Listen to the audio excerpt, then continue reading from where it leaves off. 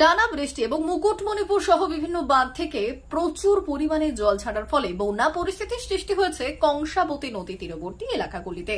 মেদিনীপুর শহরের উপকণ্ঠে গান্ধীঘাট, পালবাড়ি, নজরগঞ্জ সহ বেশ কিছু এলাকাগুলিও প্লাবিত হয়েছে। টানা 4 দিন ধরে কংসাবতী নদীর জলে বন্যা পরিস্থিতির সৃষ্টি হয়েছে মেদিনীপুর পৌরসভার 17 ও 18 নম্বর ওয়ার্ডে নদী তীরবর্তী বিস্তীর্ণ এলাকায়। বানভাসী হয়েছে প্রায় 100টি পরিবার। বুধবার দুপুরে প্লাবিত এলাকায় গিয়ে দুর্গত পরিবারগুলির হাতে খিচুড়ি সহ ত্রাণ সামগ্রী তুলে দিলেন মেদিনীপুর সদরের মহকুমা শাসক মধুমিতা মুখোপাধ্যায়। মঙ্গলবার থেকে অসহায় এই পরিবারগুলির কাছে খাদ্য সামগ্রী তুলে দেওয়া হচ্ছে মেদিনীপুর পৌরসভার তরফে। মঙ্গলবার বিকেলেও এলাকা পরিদর্শনে গিয়েছিলেন মহকুমা শাসক। বুধবার ফের তিনি ওই এলাকায় পরিবারের পাশে দাঁড়িয়ে খাদ্য সামগ্রী সহ ত্রাণ বিলি করেন। সঙ্গে ছিলেন মেদিনীপুর পৌরসভার পৌরপ্রধান সৌমেন খান সহ অন্যান্যরা। এফেক্টেড হয়েছে, যেমন মিউনিসিপ্যালিটি যদি বলেন আপাতত 17-18 নম্বর তো আপনারা দেখতেই পাচ্ছেন, বেশ কিছু জায়গা কিন্তু এফেক্টেড হয়েছে। প্রায় 100 মতো ফ্যামিলি কিন্তু মানে এইভাবে আর কি তারা নিজেদের ঘরে থাকতে পারছে না, আইদার স্কুলে উঠে এসছে অথবা কোনো পাকা বাড়িতে তারা উঠে এসছে।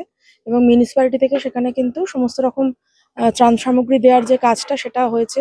রান্না খাবার দেওয়া, শুকনো খাবার দেওয়া, জলের ব্যবস্থাপনা করা, ওষুধ প্রয়োজন মতো দেওয়া, এই সমস্ত ব্যাপারগুলো কিন্তু নজর রাখা হচ্ছে। এটা হচ্ছে মিউনিসিপ্যালিটির কথা যদি বলেন। এর পরবর্তীতে ব্লকেরও কিছু এলাকাও এফেক্টেড হয়েছে, কেশপুরের বেশ কিছু এলাকা এফেক্টেড হয়েছে, সেখানেও এই ধরনের কাজকর্ম চলছে। গড়বেতা 1 কিছু এফেক্টেড হয়েছে, সন্দীপুর জায়গাগুলো, যদিও শিলাবতীর জল যেহেতু নেমে গেছে ফলে ওই জায়গাগুলো থেকে আপাতত জল নেমেছে, ফলে আফটার ফ্লাড সিচুয়েশন যে ধরনের সাবধানতাগুলো নেওয়া হয় সেগুলো আমরা নেওয়া হচ্ছে। কিন্তু যেগুলো কাঁসাই এফেক্টেড যে জায়গাগুলো আর কি, সেখানে সমস্যা কিন্তু এখনো খুব একটা মানে উন্নতি হয়নি, যেহেতু জলের লেয়ার কিন্তু এখনো নামেনি। ফলে যা কাজকর্ম চলছে বা যে ধরনের আমরা অ্যাক্টিভিটি চলছে, অন্তত আজকের দিনটা পুরোপুরি বহাল থাকবে। কালকে জলের লেয়ার কি পরিস্থিতি হচ্ছে বুঝে আমরা চিন্তা ভাবনা করবো, না হলে এই জিনিসটা হয়তো আর 1-2 দিন আমরা কন্টিনিউ করবো। এটা মোটামুটি 100 বাড়ি এফেক্টেড হয়েছে, আইদার পার্শিয়ালি জল ঢুকে গেছে বা যাই হোক। যারা একটু রিস্ক কন্ডিশনে রয়েছে, রাতের বেলা যদি বেড়ে যায় বাই চান্স জল, ফলে আমরা কোনো রিস্ক নিতে চাইনি।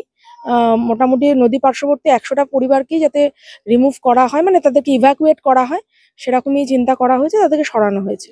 ম্যাডাম, এই বন্যার ফলে তো বেশ কিছু মাটির বাড়ি আংশিক এবং সম্পূর্ণ ক্ষতি হয়েছে। এটা যেটা বলছেন এটা হচ্ছে মানে এগুলো সমস্ত আফটার যেগুলো এফেক্ট হয় আর কি, যেই মানে ফ্লাড সিচুয়েশনে সমস্তটা ভিজে গেল, তারপরে যখন এই প্রচন্ড সূর্য একটা এখন আবার যা রোদ উঠছে, এই সময় প্রচুর মাটির বাড়িতে ফাটল ধরে সেগুলো ধসে পড়ার একটা চান্সেস থাকে।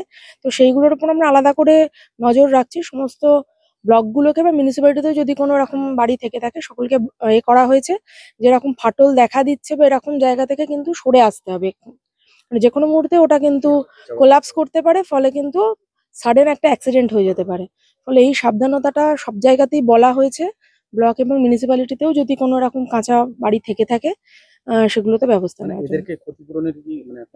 হ্যাঁ, এগুলো সমস্ত আমরা মানে সমস্ত কাউন্ট করা হচ্ছে এবং সেগুলো জেলা স্তরে পাঠানোও হচ্ছে। যেমন যেমন ক্ষতিপূরণের ব্যবস্থা আসবে তেমন তেমন দেয়া হবে। আপাতত যেটা করা হচ্ছে যে ত্রিপল দিয়ে বা যেটুকু আমরা ইনস্ট্যান্ট করতে পারি, যে সমস্ত ডিজাস্টার কিট আছে সেই কিট দিয়ে, যেক্ষেত্রে চাল লাগবে সেক্ষেত্রে চাল দেওয়া, পোশাক আশাক যেগুলো আছে সেরকমও আমরা কিন্তু বিভিন্ন ব্লক বা মিউনিসিপ্যালিটিগুলোতে আমরা কিন্তু পৌঁছে দিয়েছি। ফলে তারা যেমন যেমন দরকার তেমন তেমন কিন্তু মানুষকে যতটা পারবে ইনস্ট্যান্ট যে রিলিফটা দেওয়া, ইনস্ট্যান্ট রিলিফটা কিন্তু তারা দিতে থাকবে। না, এটা তো আমরা অলরেডি এই সিচুয়েশনটা অ্যারাইজ করার আগেই কিন্তু আমরা এটা অ্যালার্ট করে দিয়েছি। কারণ এরকম একটা যখনই একটা ডিপ্রেশন, এরকম একটা হেভি ডিপ্রেশনের একটা নিউজ ছিল, তখনই কিন্তু আমরা সমস্ত অ্যালার্ট করে দিয়েছি। প্রায় 1000 ত্রিপল যদি বলেন, টার্পিউলিন শিট আমরা কিন্তু পুরো সাবডিভিশন বিভিন্ন ব্লকে প্রয়োজন মতো ভাগ করে দেওয়া হয়েছে। পর্যাপ্ত চালও দেওয়া হয়েছে, প্রায় 20 মেট্রিক টন মতো চাল ভাগ করে সমস্ত ব্লক মিউনিসিপ্যালিটিকে দেওয়া হয়ে গেছে এটা। এবং হচ্ছে জামা কাপড়ও যা একটা মোটামুটি স্টক সবাইকে পৌঁছে দেওয়া হয়েছে। এরপরেও যদি কোনো আবার ফার্দার রিকোয়ারমেন্ট আসে কোনো জায়গায়, আমরা কিন্তু সেটাও আবার সঙ্গে সঙ্গে সেটা আমরা অ্যাসেস করে আবার তাকে অ্যালার্ট করে দেবো। ম্যাডাম, কোথাও কি নতুন করে বাঁধ ভেঙে যাওয়ার একটা পরিস্থিতি মোটামুটি কালকে যেটা রাত্রের খবর, পাথরাতে একটা পরিস্থিতি কিন্তু ছিল। সদর ব্লকে যদি বলেন, পাথরার বেশ কিছু অঞ্চলে বাঁধটা, কাঁসার তীরবর্তী যে অংশটা, বাঁধ কিন্তু বেশ দুর্বল হয়ে যায় এবং ওয়াটার লেভেল এতটাই রাইজ করে যায় যে মানে জল আর কি বাঁধ পেরিয়ে ঢুকে যাবে এরকম একটা পরিস্থিতি, এবং কিছু কিছু জায়গাতে ঢুকেও যায়। ফলে কাঁসাই তীরবর্তী বাঁধ পাথরা অঞ্চলে বেশ খানিকটা দুর্বল আছে, যেটা আমি হয়তো একটু পরেই আবার ভিজিটে বেরোবো। ইরিগেশনের লোকজনও রয়েছে, আমরা দেখছি যতটা সম্ভব এটা টেক আপ করা যায়, আমরা দেখছি একদম 100%। Thank you. R K Honda, আপনাদের শহর বেলদাতে হোন্ডা মোটরবাইক কোম্পানির authorised dealer R K Honda, Sabuj Palli, Belda, পশ্চিম মেদিনীপুর। আমাদের এখানে পাবেন হোন্ডা কোম্পানির যাবতীয় মডেলের মোটর বাইক ও স্কুটার। প্রতিটি গাড়ির কেনাকাটায় থাকছে আকর্ষণীয় উপহার। প্রতিটি কেনাকাটায় রয়েছে স্পট ফাইন্যান্স, স্বল্প ডাউন পেমেন্ট, চেক ছাড়া ফাইন্যান্স ও 0% সুদের হারের ব্যবস্থা।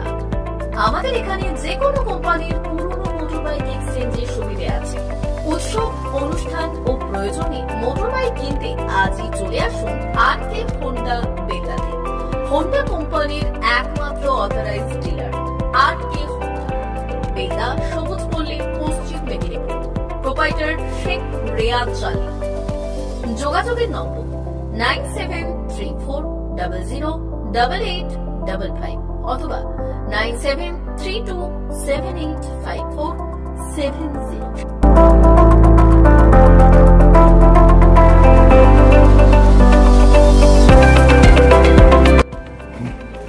নমস্কার, বেলদা আর কে হোন্ডা পক্ষ থেকে আপনাদেরকে স্বাগতম জানাই। আমাদের হোন্ডার সমস্ত মডেল, সমস্ত কালার, সমস্ত বাইক এন্ড স্কুটার অ্যাভেলেবেল আছে। আপনারা আসুন, আমাদের এখানে শোরুমে ভিজিট করে যান। আপনাদের গাড়ি কেনাকাটায় আকর্ষণীয় আমরা উপহার, গিফট সব কিছু রেখেছি। Accessories all available, spare parts available. আপনাদেরকে ডিসকাউন্টও দিব, সার্ভিসেও ডিসকাউন্ট দিব, অল টাইম সার্ভিস দিব 24 আওয়ার্স। আপনারা গাড়ি এখানে আসুন, ভিজিট করুন, গাড়ি নিয়ে যান। নমস্কার।